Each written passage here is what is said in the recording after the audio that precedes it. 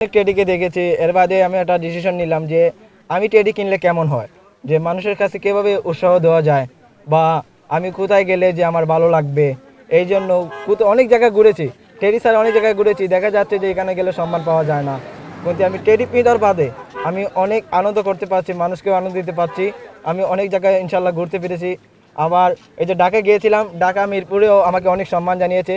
আমি চাই এবার সিলেটেও স্টেডিয়ামে এসেছি, সিলেট স্টেডিয়ামে আমাকে সম্মান জানাও। আমি নিজের ওদিকে এরকম চাই। আলহামদুলিল্লাহ, মনোরঞ্জনকে ভালোই আছি আমি। ছোট বাচ্চারা অতটুকু মজা করে যে ওরা ছবি তুলতে চায়, আবার কাঁধে উঠতে চায়, আবার অনেকে মুখ দেখতে চায়, মুখ দেখায় না। আর অনেক বাচ্চারা কী করে কেঁদে দেয়, অনেক বাচ্চারা কাছে গেলে কেঁদে দেয়, কারণ কেন ওরা চায় আমি মুখটা দেখাই, আমি দেখাই না।